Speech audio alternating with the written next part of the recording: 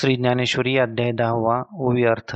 ब्रह्मज्ञानाचा स्पष्ट बोध करण्यात चतुर, विद्यारूपी कमलाला विकसित करणारे म्हणजे श्रोत्री आणि परारूप ज्ञानवाणीचा विषय जी स्वरूपस्थिती हीच कोणी एक प्रमदा म्हणजे तरुण श्री, हीच विलास करणारे म्हणजे ब्रह्मनिष्ठ असे जे आपण त्या आपणास माझा नमस्कार असो.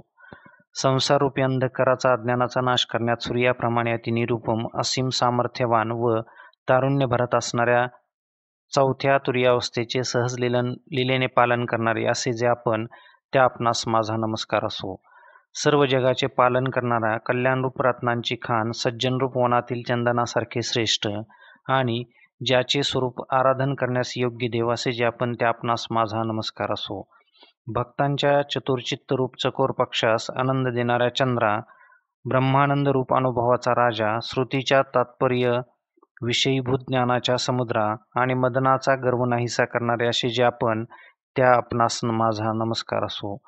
शुद्ध भाविक ज्ञानाच्या भजनास पात्र संसारूप हत्तीचे गंडस्थळ फोडणाऱ्या व जगाच्या उत्पत्तीचे स्थान असणाऱ्या अशा हे श्री गुरुराया, तुम्हाप्रत माझा नमस्कार असो. तुमची कृपारूपी गणेश जेव्हा आपला सामर्थ्यरूप प्रसाद देतो तेव्हा लहान मुलालाही सर्व शास्त्रविद्येत प्रवेश होऊन गुह्य सिद्धांताचे ज्ञान होते. हे श्री गुरु, आपली उदारवाणी जेव्हा आश्वासक अभयवचन देते तेव्हा शांतादी नवरसरूपी अमृत समुद्राचा थांग लागतो. महाराज जेव्हा आपली प्रेमरूपी सरस्वती मुक्याचाही अंगीकार करते तेव्हा ग्रंथ करण्याच्या बाबतीत तो बृहस्पतीशी सुद्धा पैज मारू शकतो. हे असो, फार तर काय, परंतु ज्यावर आपली कृपा दृष्टी पडते किंवा ज्याच्या मस्तकावर आपला कृपेने वरदहस्त ठेवला जातो तो जीवच खरा, तरी पण तो महेशाच्या साम्यतेस पावतो. एवढा ज्या श्री गुरुकृपेचा महिमा तिचे वर्णन मी कोणत्या वाचेच्या बलाने करू शकेन, कारण सूर्याच्या अंगाला घासून स्वच्छ करण्याची आवश्यकता आहे काय? कल्पतरूला फलद्रुपतेसाठी फल येण्याची काय जरुरी आहे? क्षीरसागराला कशाने पाहुणचार करावा? कापराला दुसऱ्या कशाचा सुवास देऊन सुगंधित करावे?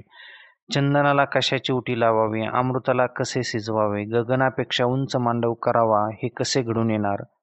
त्याचप्रमाणे श्री गुरूंचा महिमा आकलन करणारे साधन कोठे आहे हे समजूनच मी गुरूंना मुकाट्याने स्वस्थ राहून नमस्कार केला.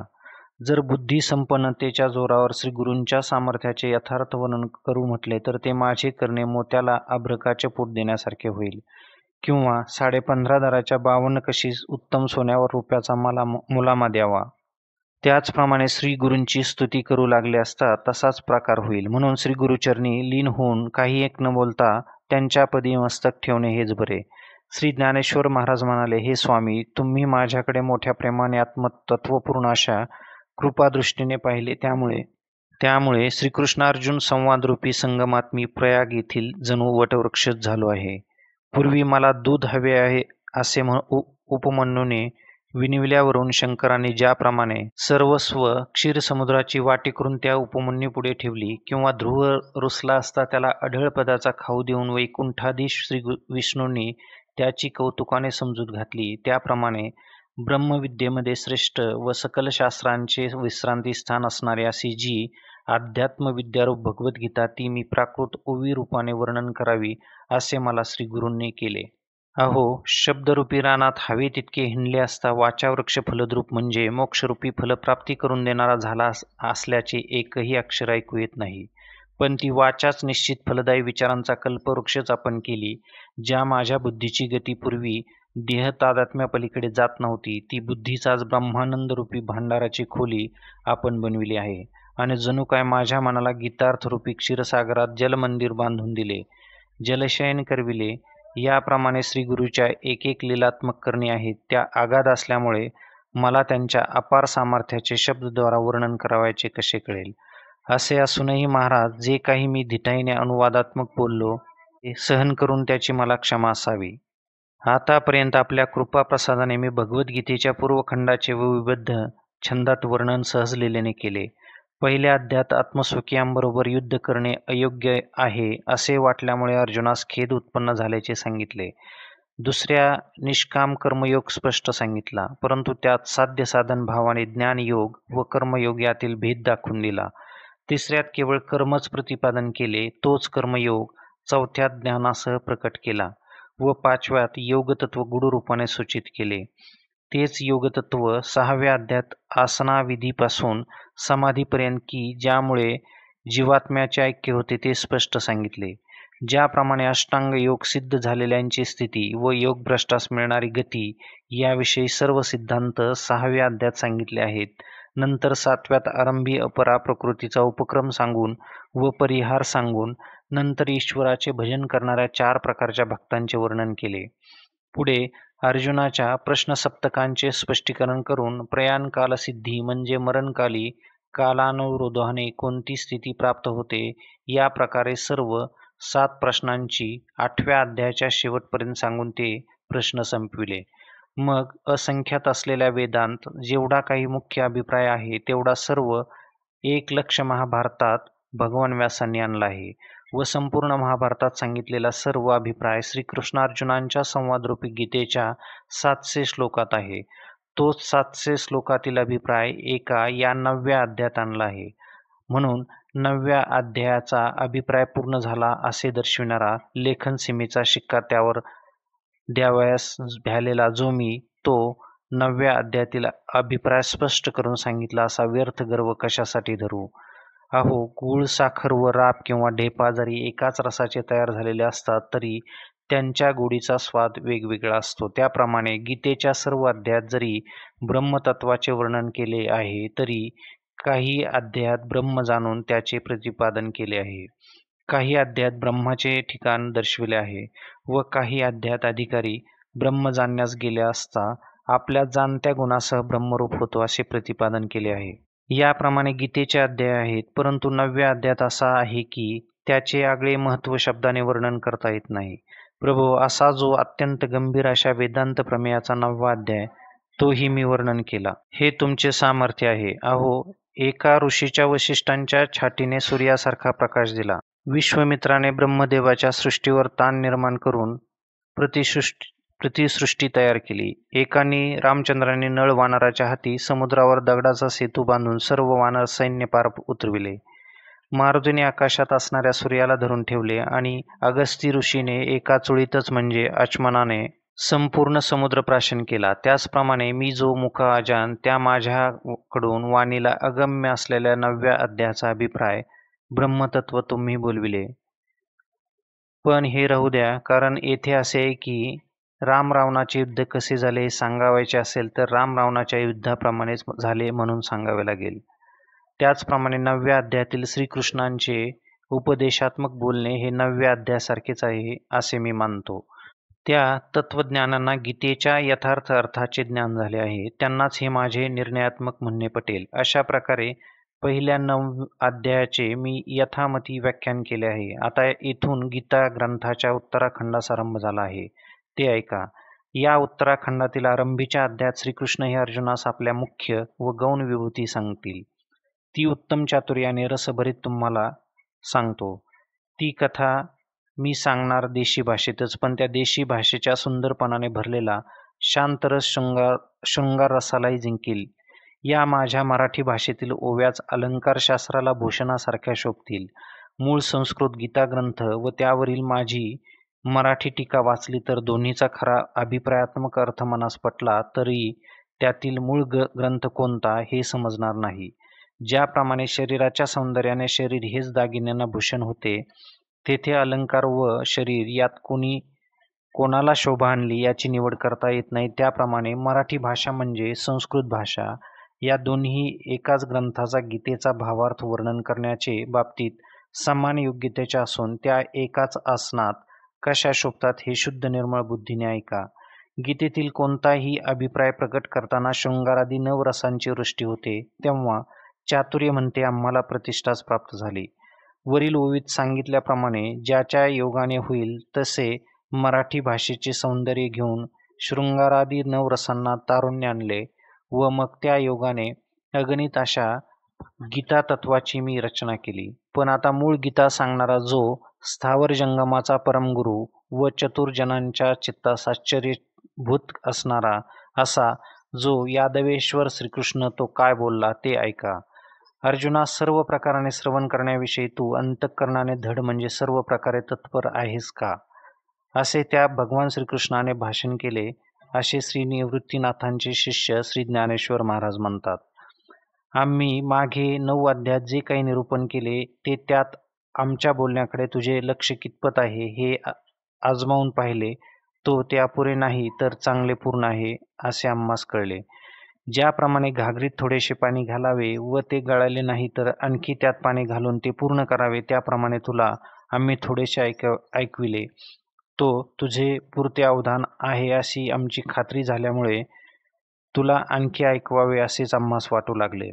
ज्याप्रमाणे एखादा नवीन चाकर ठेवल्यावर त्याची कसोटी पाहण्याकरता त्याच्या जाण्या येण्याच्या वाटेत वाटेल ते टाकतात व त्याने आपल्याजवळ न ठेवता मालकाच्या स्वाधीन केल्यावर, अर्थात प्रामाणिक आहे असे आढळून आल्यावर त्याची खजिनदार म्हणून नेमणूक करतात, त्याप्रमाणे अर्जुना, तू उपयुक्तरित्या आमच्या कसोटीस उतरल्यामुळे तू माझ्या ज्ञानरूपी जमादार खाण्याचा मालक झाला आहेस.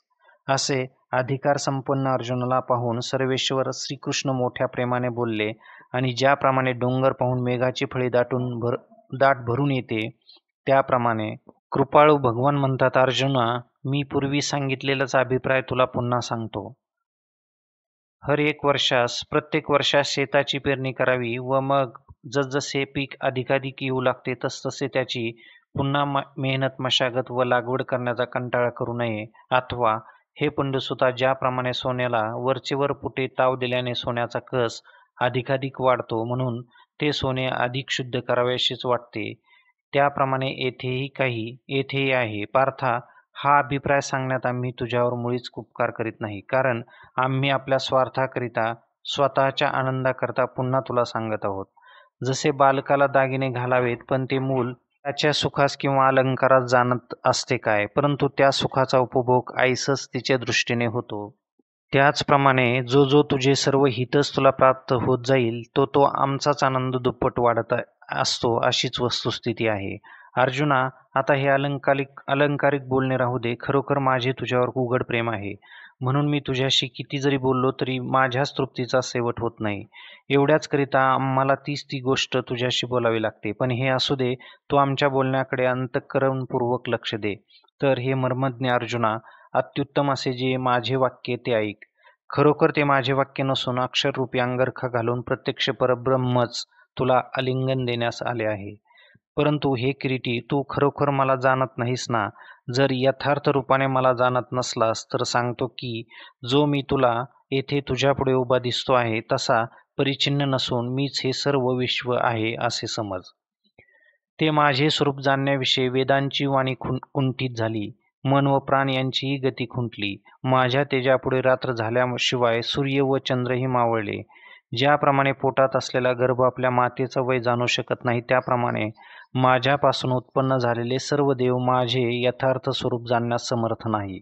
आणि जलचरांना जसा समुद्राचा अंत कळत नसतो किंवा मशकाला आकाश ओलांडता येत नाही, त्याप्रमाणे महर्षीचे ज्ञानही मला ओळखू शकत नाही. मी कोण, केवढा, कोणाचा, कोठे, केव्हा झालो या गोष्टींचा निर्णय व निश्चय करता करता कित्येक युगे लोटली. तरीही अर्जुना, हे सर्व महर्षी, देव व इतर जेवढे म्हणून प्राणी आहेत त्या सर्वांचे मूळ कारण मी असल्यामुळे मला जाणणे त्यांना कठीण आहे. अरे, जर पर्वतावरून खाली आलेले पाणी पुन्हा पर्वतावर चढेल अथवा झाड वाढत असताना मुळाला लागेल तर माझ्यापासून झालेले जग मला जाणेल. किंवा वडाच्या सूक्ष्म बीजांच्या गाभ्यात जर वडाचे विस्तीर्ण झाड सापडेल अथवा लाटात जर समुद्र साठवला जाईल तर तसेच परमाणूमध्ये जर या अखिल पृथ्वीचा समावेश होईल तर मात्र माझ्यापासून उत्पन्न झालेल्या जीवास, महर्षीस किंवा देवास मला जाणण्यास अवसर वाव मिळेल. ज्याप्रमाणे जरी मी जाणण्यास कठीण आहे तरी सहज चुकून जो कोणी बाह्यवृत्तीची वाट सोडून इंद्रियांना पाठमोरा होतो, इंद्रिय जिंकतो, तसेच कदाचित त्यांची बाह्य प्रवृत्ती झालीच तर तो तिथून वेगाने चटकन अंतर्मुख होऊन माघारी फिरतो. स्थूल सूक्ष्म कारण हे देह मागे सोडून विचाराने देहाचा निराश करून जो पंचमहाभूतांच्याही माथ्यावर चढतो, पंचमहाभूताचे मिथ्यात्व जाणून निराश करून त्याचे अधिष्ठान जे ब्रह्म तेथे जाऊन पोहोचतो. असे त्या ठिकाणी चांगल्या रीतीने स्थिर राहून स्वयंप्रकाश, विशुद्ध आत्मप्रकाशाने आपल्या ज्ञानचक्षुने उत्पत्तीरहित असे जे माझे स्वरूप तो आत्मतत्वाने पाहतो. मी सर्वांच्या आरंभाच्याही पलीकडचा म्हणजे अनादी आणि सर्व लोकात श्रेष्ठ व त्यांचा स्वामी आहे. अशा मला जो मनुष्य वरीलप्रमाणे जाणतो, तो दगडात जसा परिश्रेष्ठ किंवा रसात जसे अमृत श्रेष्ठ, तसा सर्व मनुष्यात तो माझा अंश श्रेष्ठ विभूती आहे असे समज. तो चालत्या बोलत्या ज्ञानाची केवळ मूर्ती आहे व त्याचे ते अवयव म्हणजे जणू सुखाला फुटलेले अंकुर आहेत. एरवी लौकिकदृष्ट्या त्याचे जे इतरांसारखे मनुष्यपण दिसते तो केवळ भ्रम आहे. कापुराच्या ढिगात अवचित हिरा सापडला व तो कापुरासारखा दिसला तरी तत्वतः तो कापूर नव्हे. त्यावर जरी पाणी पडले तरी तो हिरा त्या पाण्याकडून कापराप्रमाणे न विरघळता वेगळा निघणार नाही. त्याप्रमाणे तो जरी या मनुष्यलोकात साधारण मनुष्याप्रमाणे देहद्वारा वावरतो असे दिसले तरी पण तो जन्ममरणादी प्रकृती दोषांची गोष्टही ओळखत नाही. कारण आपलाच नाश होईल या भीतीने पापी आपण होऊन त्याला सोडून जातात. सर्पाचे राहण्याचे स्थान जे चंदनाचे झाड ते जर जळत असले तर तो सर्प त्याचा त्याग करतो. त्याप्रमाणे तो मला जाणतो व तो सर्व संकल्पाकडून टाकला जातो. तेच मला कसे जाणावे अशी जर तुझ्या मनात कल्पना येईल तर मी असा आहे व माझ्यापासून उत्पन्न झालेले विकार पदार्थ असे आहेत ते ऐक. हे विकार निरनिराळ्या प्राण्यात त्यांच्या त्यांच्या प्रकृतीसारखे पूर्व संस्काराप्रमाणे बनून सर्व त्रिभुवनात पसरले आहेत. त्या विकारांपैकी पहिली बुद्धी आहे, मग अमर्याद ज्ञान, मोह न होणे, सहज सहन करण्याचा स्वभावरूप क्षमा व सत्य, मग मनोनिग्रह व इंद्रिय निग्रह हे दोन्ही. लोकात होत असलेले सुख दुःख व भावाभाव म्हणजे जन्ममरण हा मूळचा भावरूप परमात्मा जो मी ते माझ्याच ठिकाणी कल्पित आहे असे समज.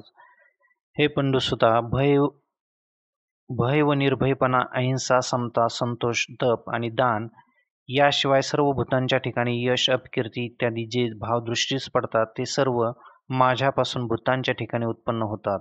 जशी भूते निरनिराळे आहेत तसे हे विकारही वेगवेगळे आहेत. त्यापैकी जन्मास येऊन कोणी माझे ज्ञान संपादन करतात, कोणी मला जाणत नाहीत. कित्येक विकार माझ्या ज्ञानापासून उत्पन्न झालेले दिसतात तर कित्येक विकार मला न जाणता माझ्या अज्ञानापासून उत्पन्न झालेले दिसतात. असाही एक अर्थ संभवतो. ज्याप्रमाणे प्रकाश व अंधार हे परस्पर विरुद्ध धर्म एका सूर्यापासून उत्पन्न होतात, त्यापैकी प्रकाश सूर्याच्या उदयाबरोबर व अंधार सूर्याच्या अस्ताबरोबर दृष्टीस पडतो. त्याप्रमाणे माझे ज्ञान होणे अगर अबोध होणे हे प्राण्यांच्या पूर्वदैवीचे कर्तृत्व फळ आहे. म्हणूनच त्यांच्या ठिकाणी निरनिराळे न्यूनाधिक विकार प्राप्त होतात. याप्रमाणे अर्जुना, ही संपूर्ण जीवसृष्टी माझ्या विकारांनी व्यापलेली आहे असे समज. आता जे सृष्टीचे पालक आहेत आणि ज्यांच्या आज्ञेत सर्व लोक वर्तन करतात असे आणखी 11 भाव ते तुला सांगतो. तर सर्व गुणांनी संपन्न श्रेष्ठ व महर्षीमध्ये ज्ञाते असे जे कश्यपादी प्रख्यात 7 ऋषी आहेत व आणखी जे मुळात 14 मनु आहेत त्यातील स्वयंभू आणि मुख्य श्रेष्ठ जे 4 मनु आहेत तेही तुला सांगितले जातील. हे धनुर्धरा, असे हे 11 भाव सृष्टीच्या व्यवहाराकरिता म्हणून माझ्या मनापासून उत्पन्न झालेले आहेत. जेव्हा लोकांची काही व्यवस्था लागली नव्हती व या त्रिभुवनाची रचनाही झाली नव्हती तेव्हा पंचमहाभूतांचा समुदाय कार्य केल्याशिवाय जागची जागीच मूळच्या स्थितीत होता. तेव्हा हे 7 ऋषी व 4 मनु उत्पन्न झाले व मग त्यांनी अष्टलोकपाल उत्पन्न करून त्यांना या सर्व जगतात दिशांचे मुख्य स्वामी लोकनायक करून ठेवले. हे वरील 11 जण राजाप्रमाणे आहेत आणि इतर सर्व लोक ही त्यांची प्रजा आहे. अशा प्रकारे हे सर्व विश्वविस्तार माझाच आहे असे समज. पहिल्या प्रथम बीज एकटेच असते, मग तेच अंकुरित झाल्यावर त्याचाच बुंधा बनतो व बुंध्याला कोंब निघाले की त्याच्याच फांद्या होतात. त्या फांद्यापासून लहान मोठे पुष्कळ फाटे फुटून त्यांना कोवळी, पालवी व पाने येतात आणि पाने फुटल्यावर मग फुले व फळे येतात. याप्रमाणे सर्व झाड तयार होते. मग ते विचारपूर्वक कारण दृष्टीने पाहू लागल्यास सर्व झाड म्हणजे केवळ बीज आहे असे सिद्ध होते. त्याप्रमाणे अगदी मुळारंभी मी एकटाच होतो. नंतर तोच मी त्या मनास उत्पन्न करतो व त्या मनापासून उपनिर्दिष्ट 7 ऋषी आणि 4 मनु उत्पन्न झाले. मग त्यांनी इंद्रादी अष्टलोकपाल उत्पन्न केले व त्या लोकपालांनी पुष्कळ प्रकारचे लोक उत्पन्न केले आणि त्या लोकांपासूनही सर्वच्या सर्व प्रजा उत्पन्न झाल्या. याप्रमाणे खरोखर सर्व विश्वाचा विस्तार मीच झालो आहे. परंतु हे ज्याने श्रद्धापूर्वक उपयुक्त भाव माझ्यापासून कसे निर्माण झाले हे नीट जाणून घेतले व त्याच दृष्टीने जो मला पाहील त्यालाच मी समजणार आहे. अर्जुना, याशिवाय हे माझे वर सांगितलेले भाव व ह्या माझ्या विभूती आहेत व यांनी हे सर्व जग व्यापले आहे. म्हणून ब्रह्मदेवापासून आरंभ करून तो शेवट मुंगीपर्यंत याप्रमाणे माझ्याशिवाय दुसरी वस्तू नाही. अशा रीतीने माझ्या सत्य स्वरूपाला जो यथार्थ जाणतो त्यालाच खऱ्या ज्ञानाची जागृती झाली आहे आणि म्हणूनच तो उत्तम अधमपणाचे अशा प्राण्यातील भेदांचे द्वैत भ्रांतिरूप दुःस्वप्नही पाहत नाही. मी व माझ्या विभूती आणि माझ्या विभूतींनी व्यापलेले प्राणी हे सर्व अनुभवाने एकच म्हणजे परमात्मरूप आहेत असे जो जाणतो, म्हणून खरोखर या निसंदेह ब्रह्मात्मैक्य ज्ञानरूपी महायोगाने जो मनोवृत्तीद्वारा माझ्याशी एकरूप झाला तो खरोखर कृतार्थ झाला यात संशय घेण्याचे कारण नाही. कारण अर्जुना, अशा अभेद दृष्टीने जो मला भजतो त्याच्या भजनाच्या छंदातही मीही सहज गोवला जातो. म्हणून असा अभेद बोधरूप जो भक्तियोग सांगितला याविषयी मुळी शंका नाही व त्याचे आचरण करीत असता कोणता व्यत्ययही येत नाही. असे भक्तियोगानुष्ठान करत असता आयुष्य संपल्यामुळे तो मरण पावला, योगसिद्धीस प्राप्त झाला नाही, तरीही त्याच्यापासून मिळणारे फल उत्तम आहे. हे 6व्या अध्यायात 40व्या श्लोकात पूर्ण सांगितले आहे. तोच अभेद भक्तियोग कसा असतो हे जाणण्याची जर तुझ्या मनात इच्छा उत्पन्न झाली असेल तर सांगतो, ऐक. अर्जुना, या सर्व जगास उत्पन्न करता मीच आहे व त्या सर्वाची पालनात्मक स्थिती ही माझ्यापासून आहे.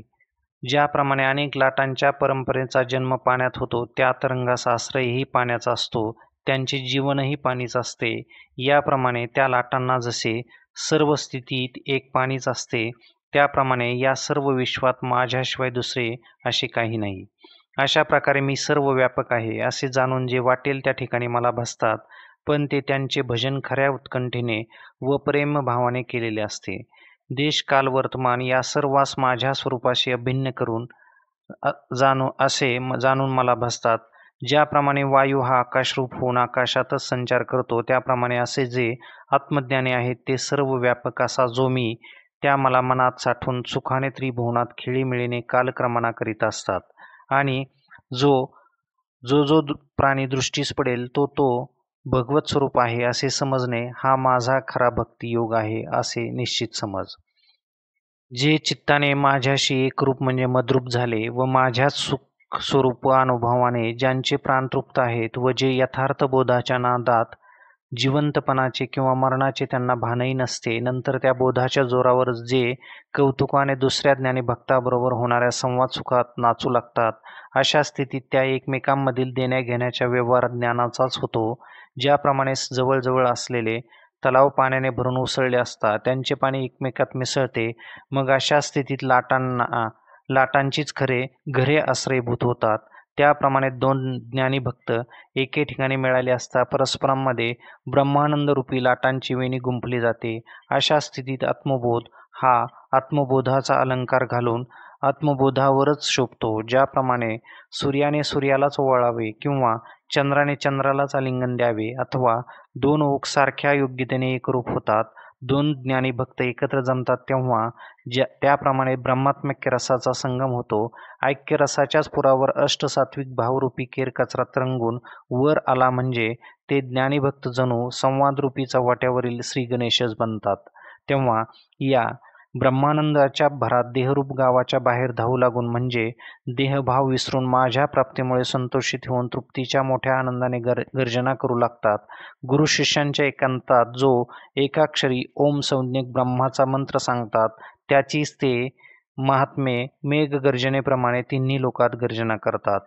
ज्याप्रमाणे कमळाची कळी ही विकसित झाल्यावर आपल्यातील मकरंदात झाकून ठेवू शकत नाही, तर ती राजापासून तो रंकापर्यंत सर्वांना सारखी अशा आपल्या सुवासाची मेजवानी करते. त्याप्रमाणे जगतात माझे गुण गातात व त्या गाण्याच्या आनंदाच्या भरात ते स्तब्ध राहतात. माझे वर्णन करण्याचेही विसरतात. अशा स्थितीत त्या विसरात त्यांचे जीवभाव व देहभाव हे दोन्ही पूर्णतया हरपतात. अशा प्रकारे प्रेमभरात ज्यांना रात्र व दिवस यांचे भान नसते, कारण माझे परिपूर्ण सुख त्यांनी आत्मतत्वाने घेतले आहे असे समज. त्यांना अर्जुना, आम्ही जे काही निनिर्मित प्रेम द्यावायचे तो शेलकाच वाटा ते आपल्या ठिकाणी मी देण्याच्या अगोदर घेतात. कारण अर्जुना, ते ज्या मार्गाने माझ्याकडे येण्यास निघाले त्या मार्गाच्या तुलनात्मक दृष्टीने स्वर्ग व मोक्ष या आडवाटा आहेत असे त्यांना वाटते.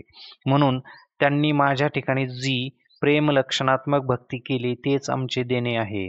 परंतु मी जे काही त्यास द्यावायचे ते भक्त अगोदरच आपल्या स्वाधीन करून घेतात, पण म्हणतात मात्र आम्ही दिले म्हणून.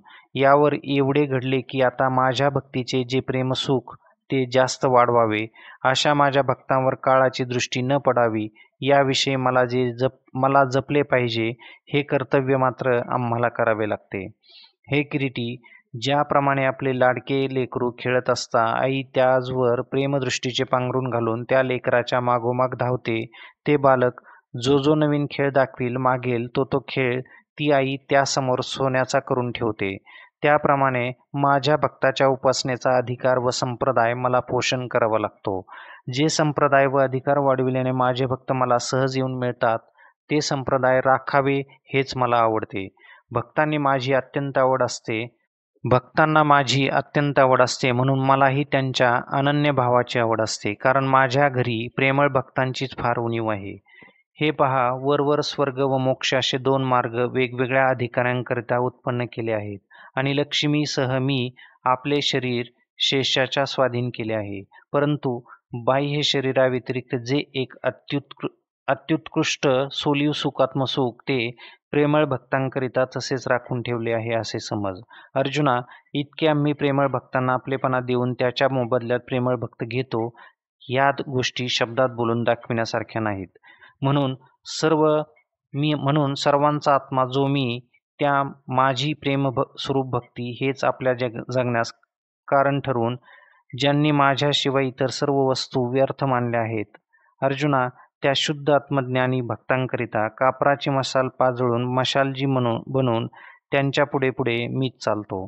कारण की अज्ञानरूप रात्रीत ज्यांच्या पुढे गर्द अंधार येऊन मिळाला असता त्यांचा नाश करून ती पलीकडे सारतो, त्या भक्तांकरिता मी नेहमी ज्ञानरूपी सूर्याचा उदय करतो. प्रेमळ भक्तांना भगवंत याप्रमाणे बोलले तेव्हा अर्जुन म्हणाला, देवा, आज माझे सर्व मनोरथ पूर्ण होऊन मन शांत झाले.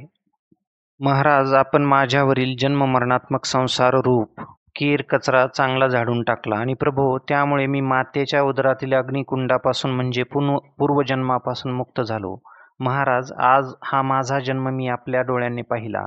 श्री गुरु शरणागती व आत्मबोध लाभ हा नवा जन्म आहे व माझे जीवित हाच माझ्या हाती आले आहे असे मला वाटते. म्हणजे आपल्या उद्देशाने मी अजरामर ब्रह्मरूप झालो. प्रभो, आपल्या मुखातून हे उपदेशामृत पूर्ण असे बोलणे ऐकून व कृपा लाभल्याने माझ्या आयुष्याचे सार्थक झाले आणि माझ्या दैवाचा भाग्योदय झाला. आता या वचनरूप सूर्यप्रकाशाने माझ्या अंतर्बाह्य अज्ञान अंधकाराचा नाश झाला, म्हणून मी आता तुमचे यथार्थ स्वरूप पाहत आहे. यावर अर्जुन म्हणतो, तरी कृष्णा, आपण परब्रह्म आम्हा व सर्व महाभूतांचे विश्रांती स्थान असून पवित्र आणि सर्व जगाचे पालनकर्ते व श्रेष्ठ आहात. तू ब्रह्मा, विष्णू व महेश या तिघांचे पूज्य अधिदैवत आहेस. देवा, 25वे तत्व जो पुरुष ते तूच आहेस आणि मायेच्या पलीकडील जो दिव्य भाव तोही तू आहेस. हे स्वामी, तुम्ही अनादी नित्यसिद्ध असून तुम्हाला जन्मादी धर्म नाहीत असे तुम्ही आहात, हे मला आता समजले. तुम्ही 3 कालाचे चालक आहात, तुम्हा जीवनकलेची मुख्य देवता आहात व तुम्ही ब्रह्मांडरूपी कडईस आश्रयभूत आहात असे आता मला निश्चित कळले. हे पहा, आणखी दुसऱ्याही एका तऱ्हेने त्या अनुभूतीच्या खरेपणाविषयी थोरपणाविषयी खात्री होते, ती अशी की पूर्वी तुमच्याविषयी अशाच गोष्टी पुष्कळ थोर थोर ऋषींनी सांगितल्या, परंतु त्यांनी त्या सांगितल्याचा खरेपणा आज माझ्या अंतःकरणास कळून आला. पण ते सुद्धा तुम्ही कृपा केली म्हणून. एरवी नारद मुनी आमच्या घरी नेहमी येत असतात, ते सुद्धा हेच गात असतात, पण त्यावेळी त्यांचा मार्मिक अर्थ न समजता आम्ही फक्त गायन सुखाचाच अनुभव घेत आलो. महाराज, आंधळ्याच्या गावी सूर्य जरी स्वतः प्रकट झाला तरी त्यांनी फक्त त्यांच्या कोवळ्या उन्हाचे सुख घ्यावे, बाकी त्याला प्रकाश कसा दिसणार. त्याप्रमाणे नारद हे अध्यात्म गायन करीत असता मला त्यांच्या रागरागिणीचे वरवरचे माधुर्यच तेवढे समजत असे, दुसरे काही कळले नाही. त्याप्रमाणे असित व देवल या ऋषीच्या तोंडूनही तुमचे याच प्रकारचे स्वरूप व गुणानुवाद मी ऐकत आलो आहे, परंतु त्यावेळेस माझी बुद्धी विषयरूप विषाने व्यापली होती. विषयरूप विषाचा महिमा केवढा विलक्षण आहे पहा.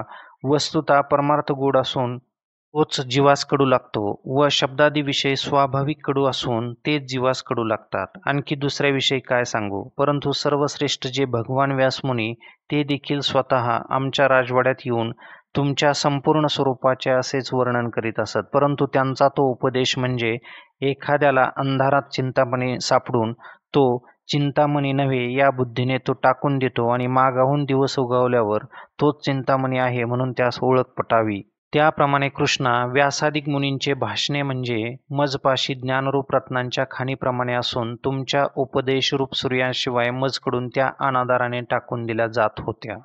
ते आता तुमचे वाक्यरूपी सूर्यकिरण माझ्या हृदयात सर्वत्र फाकून ऋषींनी सांगितलेल्या त्या मार्गाविषयीचे अज्ञान अर्थात त्यांचा अपरिचितपणा पार नाहीसा झाला. महाराज, त्यांचे शब्द म्हणजे ज्ञानाचे बीज, ते माझ्या हृदयरूपी खोल जमिनीत पडले होते, पण आता त्याला तुमची कृपारूप ओल मिळाल्यामुळे त्यास संवादरूप फळ आली आहेत. अहो हे अनंता, नारदादिक संताच्या भाषणरूपी नद्यास तुमचा व माझा जो संवाद, त्या संवादरूपी सुखाचा मी समुद्र झालो. हे प्रभो, मी जन्मजन्मांतरी जी जी उत्तम पुण्य केली होती त्यांनी तुमची म्हणजे योग्य सद्गुरूची प्राप्ती करून देऊन ती आज माझ्या ऋणातून मुक्त झाली. त्यांच्यावर माझी कामगिरी राहिली नाही. एरवी वाडवडिलांच्या मुखातून तुमचे गुणानुवाद माझ्या कानी नेहमी पडत असत, परंतु जोपर्यंत तुम्ही ऐकल्याने कृपा केली नव्हती तोपर्यंत मी काहीच ओळखले नव्हते. म्हणून नशीब जेव्हा अतिअनुकूल होते तेव्हा सर्व केलेले उद्योग सफळ होतात. त्याप्रमाणे श्रीगुरु कृपा झाली म्हणजे ऐकलेले व अध्ययन केलेले सर्व खरे आहे असे फलपरिवेशित झाल्याने रूपाने अनुभवास येते. महाराज, माळी ज्या झाडांना पाणी घालून त्या झाडाविषयी आपल्या जीवापाड मेहनत करून जन्म काढतो, पण जेव्हा वसंत ऋतू येतो त्याच वेळी फळे येऊन त्यांची प्राप्ती होते. जेव्हा विषम ज्वाराला उतार पडतो तेव्हाच गोड असलेले पदार्थ गोड लागतात. हे पहा, जेव्हा देहात आरोग्य येते तेव्हाच घेतलेले औषध चांगले परिणामकारक असल्याचे ठरते, किंवा इंद्रिये वाचा व प्राण यांचे तेव्हाच खरे सार्थक होते जेव्हा चैतन्य येऊन देहात स्वतः संचार करते. तसे सर्व अभ्यासलेले वेदशास्त्रे अथवा अभ्यासलेले योगाधिक साधने जेव्हा प्रसन्नतेने श्रीगुरूंची कृपा होईल तेव्हाच ती आपली आहेत असे म्हणता येते, म्हणजे त्यांचे सार्थक होते. याप्रमाणे अनुभव आल्यामुळे अर्जुन निश्चयपूर्वक संतोषाने नाचू लागतो व देवास म्हणाला की देवा, तुमचे बोलणे माझ्या प्रत्ययास आले. तेव्हा हे मुक्तिदात्या श्रीकृष्णा, मला खरोखर असा अनुभव आला की तुम्ही देव व राक्षसांच्या बुद्धींना आकलन होण्याजोगे नाही. देवा, तुमच्या उपदेशाचा अनुभव न येता अगोदरच जो आपल्याच ज्ञानाच्या जोरावर तुम्हाला जाणले असे म्हणतो, तर तसे जीवबुद्धीच्या सामर्थ्यावर जाणले जाणारे तुम्ही केव्हाच नाही असे माझ्या अनुभवाला खात्रीपूर्वक समजले आहे. ज्याप्रमाणे आकाशाचे स्वतःचे मोठेपण आकाशाला स्वतःला समजते, किंवा मी एवढी भरीव आहे हे प्रमाण पृथ्वीला समजते, त्याप्रमाणे हे लक्ष्मीपते, तुमची सर्व शक्ती तुम्हीच जाणता. एरवी तुमची शक्ती आम्हाला कळली असा इतर जे वेदाधिक ते व्यर्थ बडाईपूर्वक गर्व वाहतात. अहो, सर्वात चंचल अशा मनाच्या गतीला हे शर्यतीत कसे मागे टाकावे, वाऱ्याला बाह्या सावरून बाह्या पसरून कवेत कसे धरावे आणि आपल्या बाहूने माया कशी तरून जावी, त्याचप्रमाणे तुमचे ज्ञान होणे फार दुस्तर आहे. म्हणून ते कोणाला होत नाही, तर तुमचे ज्ञान तुम्हालाच होण्याजोगे आहे. तुमचे स्वरूपास तुम्हीच जाणता व ते ज्ञान आपणच दुसऱ्यांनाही समजून देण्यास समर्थ आहात. तर एकदा आमच्या हौशेच्या तीव्र इच्छारूपी कपाळाचा घाम पुसून टाका, सर्वांच्या पूर्ण करा. अहो प्राणीमात्रांचे उत्पादक, अहो त्रिभुवनात्मक संसारूपी गजाचा नाश करणाऱ्या पंचानना म्हणजे सिंहा, अहो सर्व देवदेवतांना पूज्य असणाऱ्या जगदीपते श्रीकृष्ण, आपण हे ऐकले का?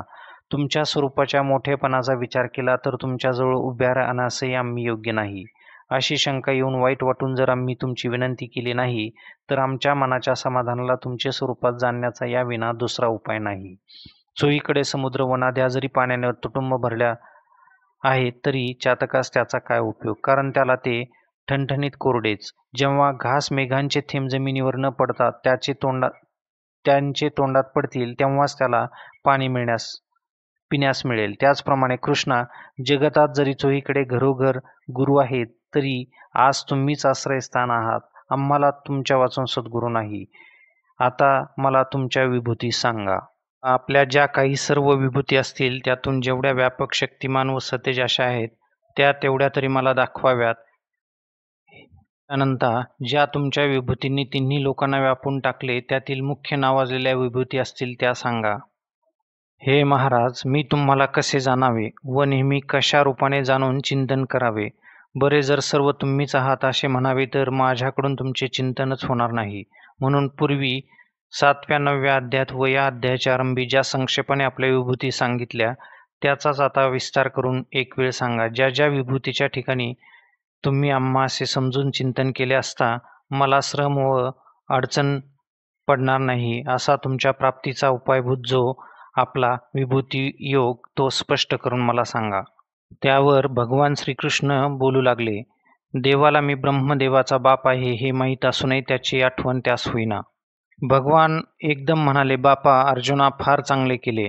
आता भगवंताने अर्जुनाला त्या प्रसंगी बापा असे म्हटले म्हणून आपणास आश्चर्य करण्याचे कारण नाही.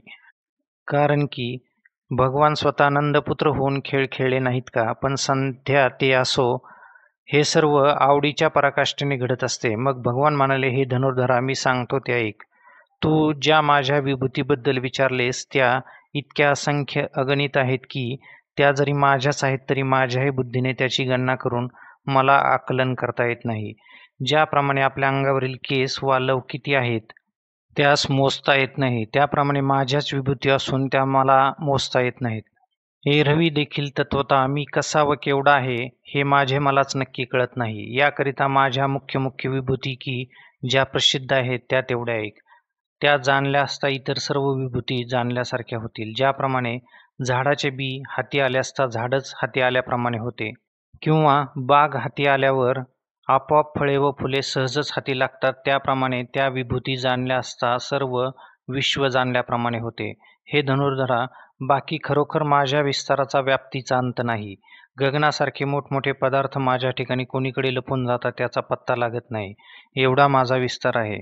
कुरळे केश मस्तकी धारण करणाऱ्या व धनुर्विद्येत शिवाप्रमाणे प्रवीण निष्णात असणाऱ्या अशा अर्जुना, ऐक.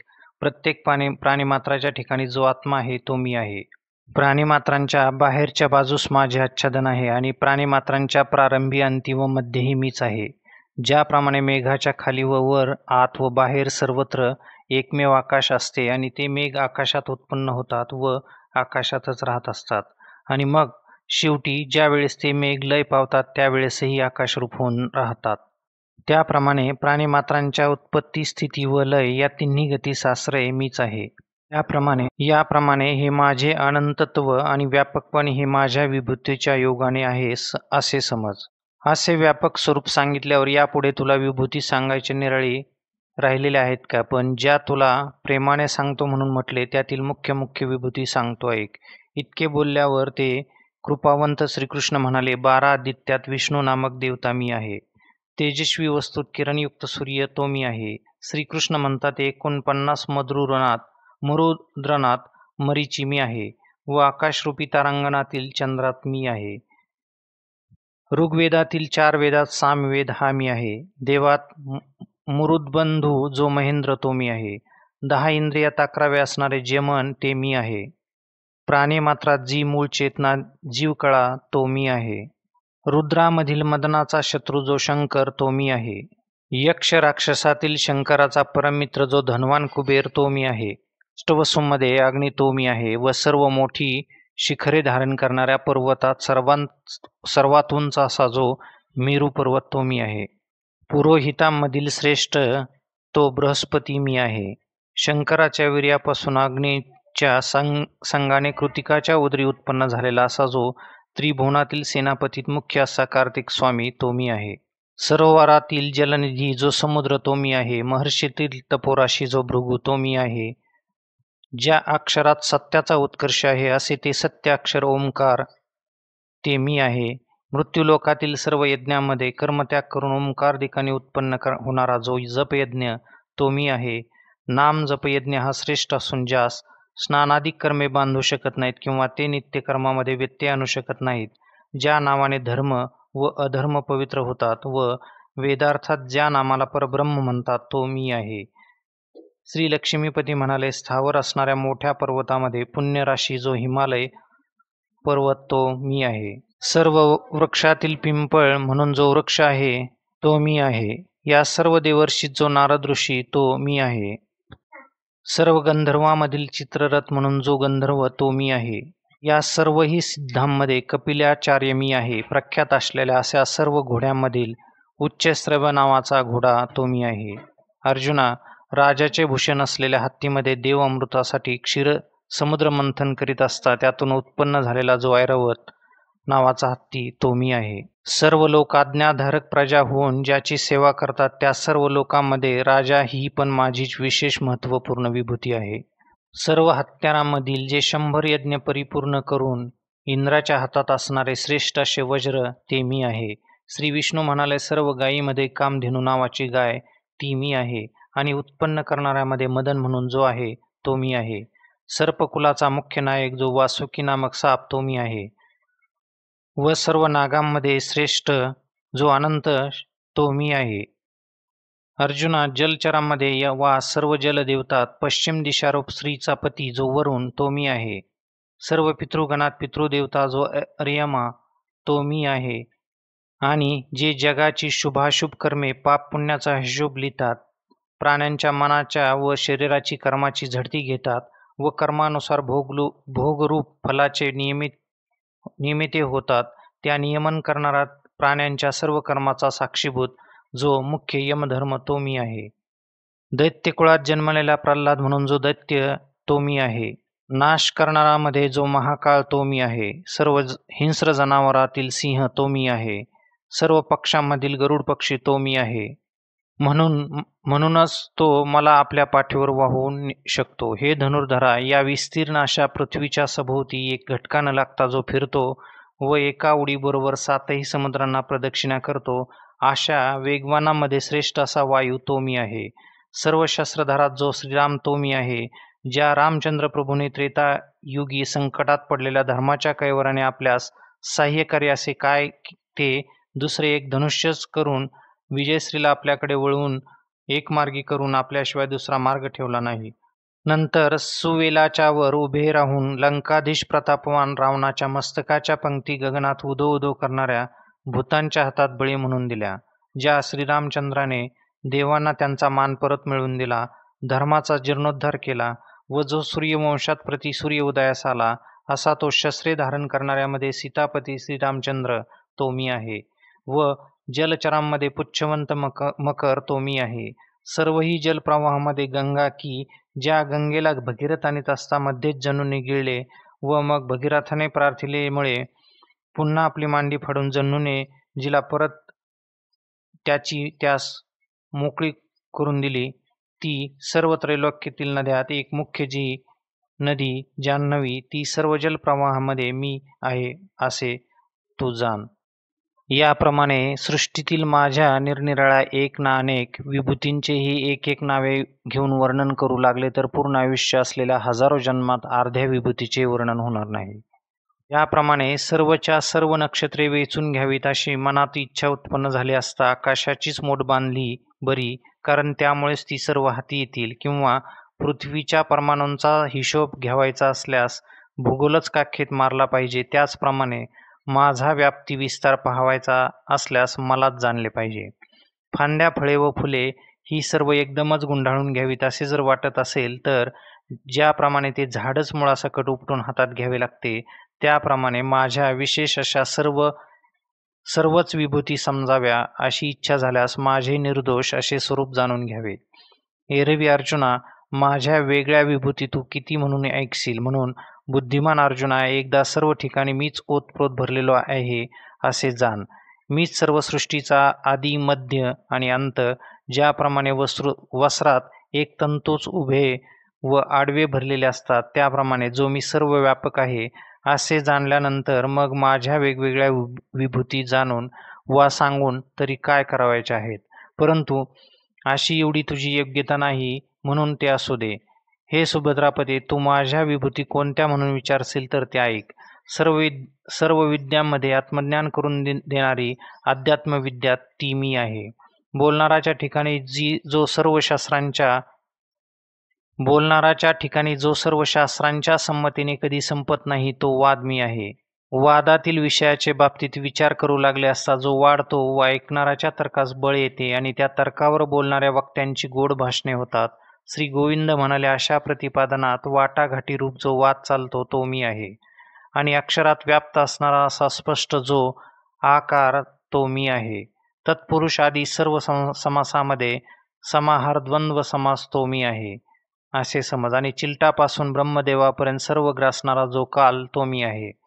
मेरू मंदरादिकासहित जो सर्व पृथ्वीला विरवितो व प्रलयकाळी जलमय झालेल्या जगात जो जागच्या जागीच जिरून टाकतो, प्रलयकाळच्या तेजाला जो ग्रासून टाकतो, त्या सर्व वाऱ्याला गिळून टाकतो व तो वारा जेथे लय पावतो ते सर्व उर्वरित असलेल्या आकाशही ज्याच्या पोटात मावते, असा अपरिमित जो काल तो मी आहे.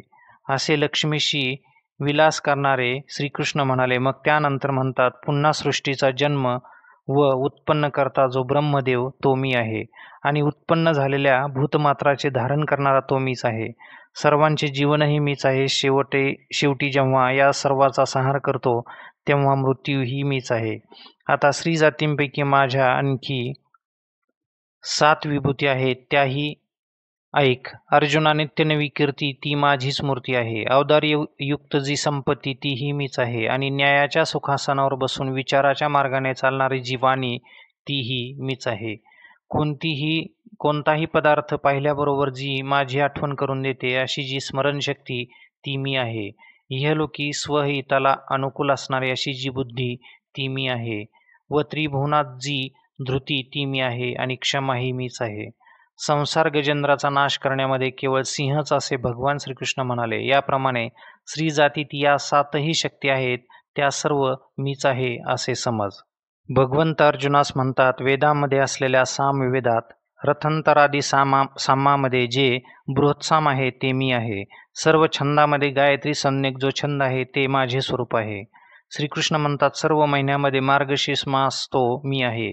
6 ऋतूमध्ये पुष्पांची खाण असणारा जो वसंत ऋतू तो मी आहे. अर्जुना, दुसऱ्यास फसविण्याचे छलकारक अशा कारस्थानामध्ये जुगार म्हणून जी आहे ती माझी विभूती आहे. म्हणूनच उघड चव्हाट्यावर जुगार रूपी चोरी चालली असूनही कोणाला निवारण करता येत नाही. सर्व तेजस्वी पदार्थामध्ये तेज म्हणून जी वस्तू आहे ती मी आहे. आणि सर्व आरंभिलेल्या कार्यात प्राप्त होणारा जो विजय तो मी आहे. देवश्रेष्ठ श्रीकृष्ण म्हणाले, सर्व उद्योगात नीती न सोडता असणारा जो उद्योग ते माझे स्वरूप आहे. सत्वधीरात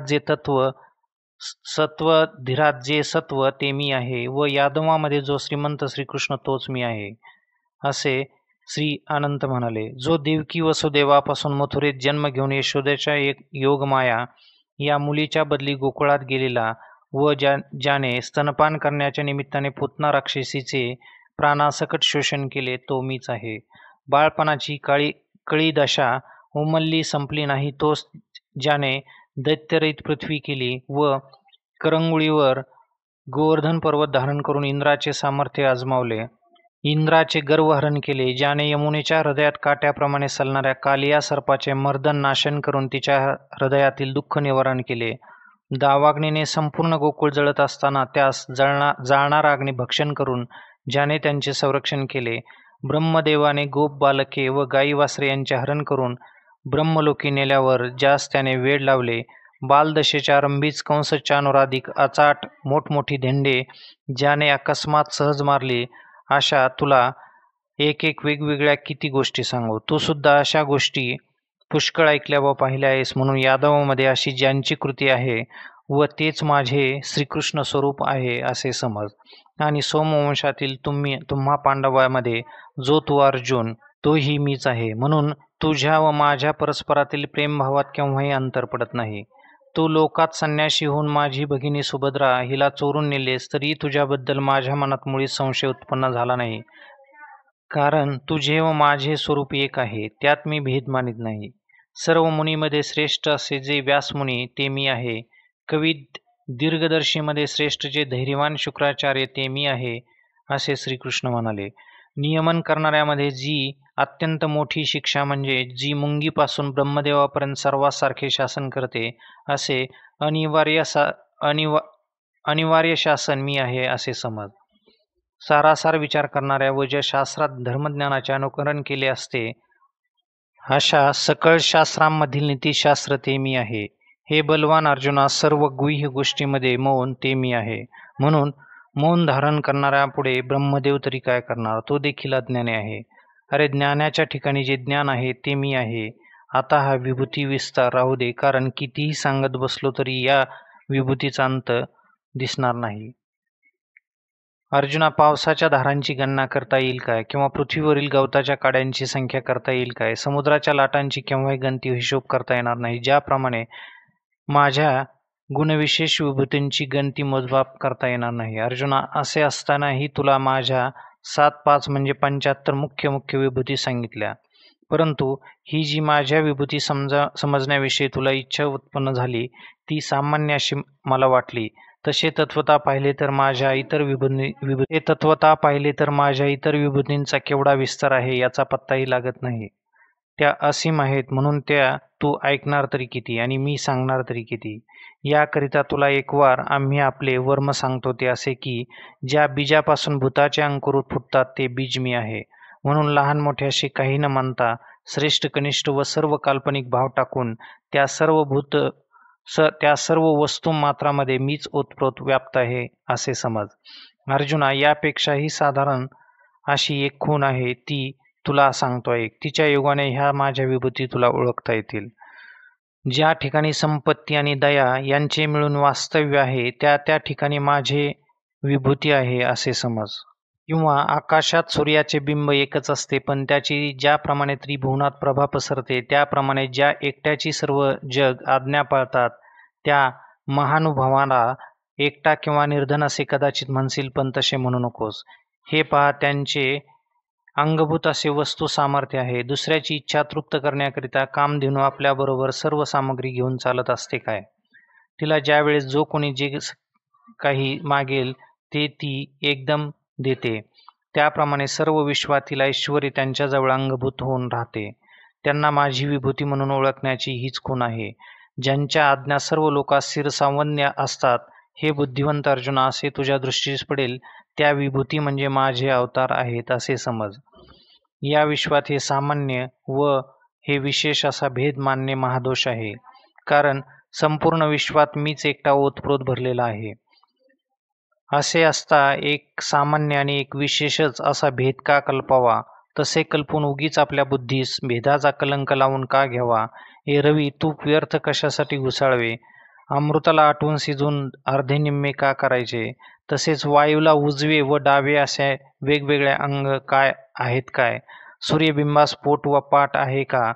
म्हणून पाहू लागले असता ज्याप्रमाणे आपलीच दृष्टी मात्र नाहीशी होईल, त्याचप्रमाणे माझ्या स्वरूपाच्या ठिकाणी साधारण व विशेष असा भेद तर नाहीच, पण सामान्य विशेष भावाची केवळ वार्ताही नाही. माझ्या ज्या अनंत वेगवेगळ्या विभूती आहेत त्या तू किती मोजशील? म्हणून फार काय सांगावे, माझ्या विभूती जाणण्याची तुझी इच्छा पुरे कर. माझ्या एका अंशाने हे सर्व जग व्यापले आहे, म्हणून सर्व भेदभावना टाकून अभेद बुद्धीने सर्वत्र मीच समव्याप्त आहे असे समजून या दृष्टीने माझे भजन कर.